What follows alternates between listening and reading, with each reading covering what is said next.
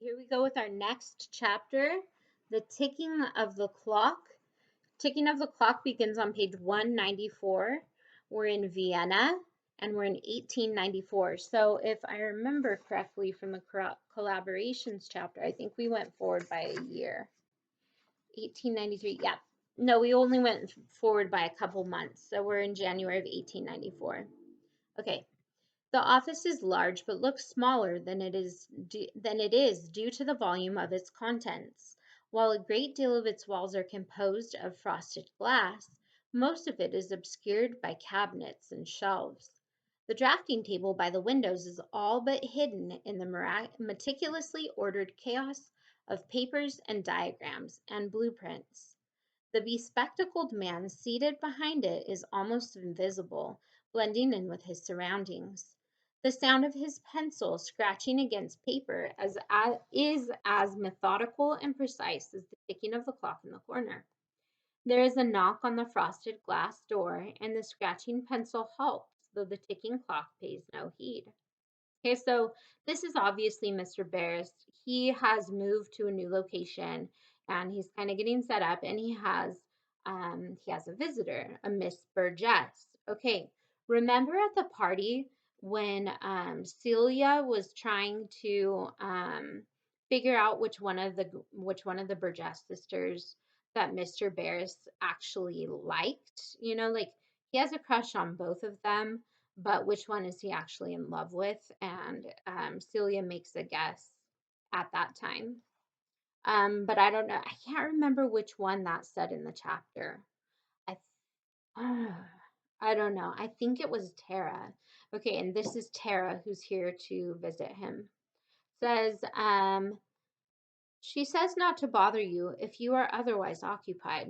Not a bother at all, Mr. Barris says, placing his pencil down and rising from his seat. Please send her in.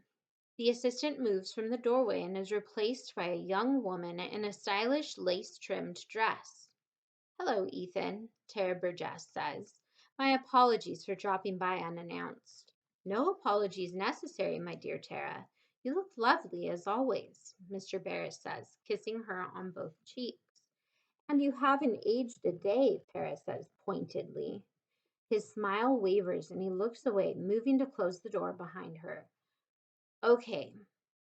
Do you remember on opening night when Chandrash kind of like fainted and Tara Burgess was there when it happened, and she started to grow kind of like suspicious of Marco in a way? Like she asked her sister, she's like, what do you know about Chandrash's assistant? Tara has been acting weird since then. Sometimes at the midnight dinners, remember Celia talks about how one second she might be happily engaged in conversation, and then the next second she looks like she's seen a ghost. Okay, Tara is starting to figure out unsettling details about the circus. One of them is that she notices that most people who are in the circus are not aging. They're not aging at all. And the circus has been going on for decades at this point. Okay, so remember when opening night, Marco threw his notebook into the bottom of the cauldron? Basically, when he did that, he was binding all the conspirators and all of the people from the circus. He's binding them all to the circus.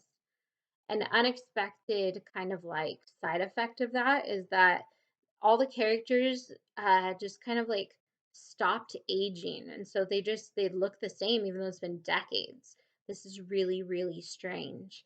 um on a different note, Poppet and Widget, they're like the only ones from the story that are aging, so that's weird. I don't know if it has to do with the fact that they were born separately, or, like they were born right after Marco throws the notebook in. So perhaps like maybe he never added their names to the notebook because he didn't know they were going to be born in time. So in any case, Puppet and Widget are growing, but nobody else is aging in the circus. And Tara finds it very disturbing. Okay, so she just made a little subtle hint to him about that. Um, What brings you to Vienna? He asks. And where is your sister? I so rarely see the two of you apart. Lainey is in Dublin with the circus, Tara says, turning her attention to the contents of the room. I wasn't in the mood, so I thought I would do some traveling on my own. Visiting far-flung friends seemed a good place to start. I would have sent a telegram, but it was all a bit spontaneous, and I wasn't entirely sure if I would be welcome. You are always welcome, Tara, Mr. Barris says. He offers her a seat, but she does not notice, drifting through the tables, covered in highly detailed models of buildings, stopping here and there to investigate a detail further. The arch of a doorway, the spiral of a staircase. It becomes difficult to tell the difference between old friends and business associates in cases like ours, I think, Tara says. Whether we are the kind of people who make polite conversation to cover shared secrets or something more than that.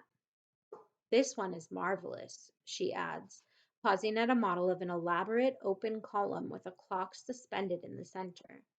Thank you, Mr. Barris says. It's quite far from completion. I need to send the finished plans to Friedrich so he can start construction on the clock. I suspect it will be much more impressive when built to scale. Do you have the plans for the circus here? Tara asks, looking over the diagrams pinned to the walls. No, I don't actually. I left them with Marco in London. I meant to keep copies on file, but I must have forgotten. Did you forget to keep copies of any of your other plans? Tara asks, running a finger along the line of the cabinets fitted with long, thin shelves, each one piled with carefully ordered papers. No, Mr. Barris says. Do you find that strange? Tara asks. Not particularly, Mr. Barris says. Do you think it strange? I think a great many things about the circus strange, Tara says, fidgeting with the lace at the cuff of her sleeve. Okay, so Mr. Barris is saying that he forgot to keep a copy of the blueprints to the circus. And Tara's like, okay, you forgot. Did you forget for any of your other papers? And he says, no, actually. Okay, a couple possibilities here. It may have been that when Marco was there visiting, he swiped all the rest of the copies. It could be that Marco like kind of made Mr. Barris forget to take a copy. Maybe Alexander has erased his memory in some way or other. But all of a sudden, Mr. Barris doesn't have like a detailed copy of the blueprints to the circus anymore. And Tara thinks that's kind of interesting. Mr. Barris sits at his desk, leaning back in his chair. Are we going to discuss whatever it is you are here to discuss instead of dancing around it? He asks. I was never a particularly good dancer. I know for a fact that is not true, Tara says, settling into the chair opposite, though her gaze continues to wander around the room. But it would be nice to be direct for a change. I sometimes wonder if any of us remember how. Why did you leave London? Okay, this is a question you might have been asking too. Why was Mr. Barris packing up his office? Why was he leaving London? And so Tara just comes out and asks. I suspect I left London for much the same reasons that you and your sister travel so often, Mr. Barris says. A few too many curious looks and backhanded compliments. I doubt anyone realized that the day my hair stopped thinning was the same as the opening night of the circus, but they did begin to notice after a time. While our Tante Padva might simply be aging well, and anything and everything about Chandrash can be written off as eccentric, we are put under a different kind of scrutiny by being somewhat closer to ordinary. It is easier for those who can simply disappear into the circus, Tara says, gazing out the window. Once in a while, Lainey suggests that we follow it around ourselves, but I think that would only be a temporary solution. We are too mercurial for our own good. You could just let it go, Mr. Barris says quietly. Tara shakes her head. How many years until moving cities becomes insufficient? What is the solution beyond that? Changing our names? I do not enjoy being forced into such deceptions. I don't know, Mr. Barris says. Okay, so Mr. Barris and Tara are clearly now talking about the fact that neither of them is aging. And Mr. Barris says because he's kind of ordinary, he's not like magical, he doesn't have a tent at the circus and things like that. He says He has to move from city to city so that the people who he gets close to in any given city, they because they keep noticing that he is not aging and he doesn't know what to say anymore.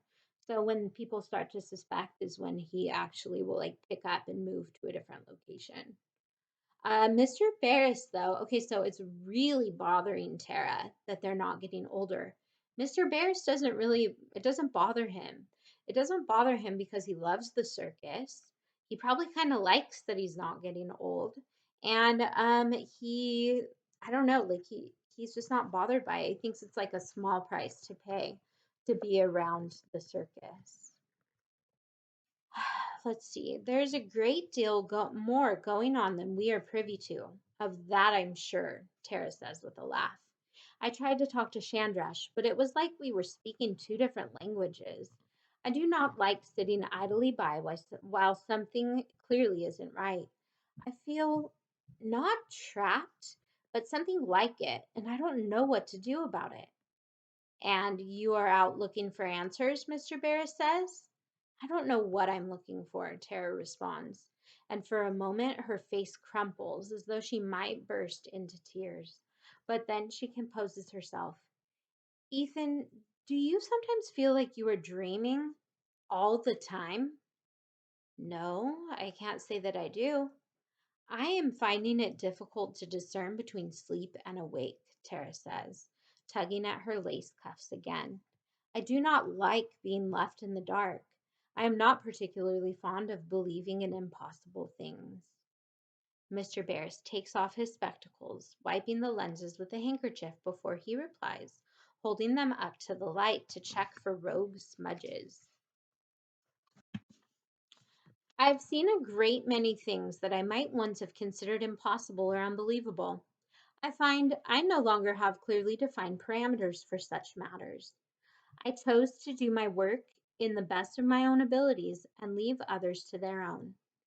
He pulls open a drawer of the desk, and after searching for a moment, he takes out a business card that contains only a single name. Even looking at it upside down, Tara can easily discern the A and the H, if nothing else.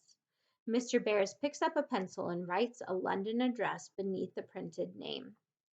I don't think any of us knew that night precisely what we were getting ourselves into, he says. If you insist on delving deeper into all of this, I think he might be the only one of us that may help, though I cannot guarantee that he will be entirely forthcoming. Okay, so he gives her a business card of someone with the initials AH. We can obviously figure out that that is Alexander. And basically, Mr. Bear says, if you really, really want to dig for answers, I think this might be the only person who can help you. He slides the card across the desk to Tara. She regards it carefully before slipping it into her bag, as though she is not entirely sure it is real. Thank you, Ethan, she says without looking at him. I appreciate this, truly. You're welcome, my dear, Mr. Barris says. I hope you find what you are looking for. Tara only nods distractedly, and then they discuss other matters of little import while the clocks tick through the afternoon hours and the light beyond the frosted glass window fades considerably. Though he asks her to join him for dinner, she declines politely and leaves alone. Mr. Barris returns to his drafting table, scratching pencil and ticking clock in harmony once more. All right, so people are starting to figure out that everything is not quite what it seems at the circus. And we're going to see kind of like where that takes Lainey. I'm sorry, Tara. That was Tara that we were just reading about. Hey, Tara is going to go visit Alexander, and we'll see if he will give her any kind of answers there. Okay, so I'll get you guys back with the next chapter maybe tomorrow. All right.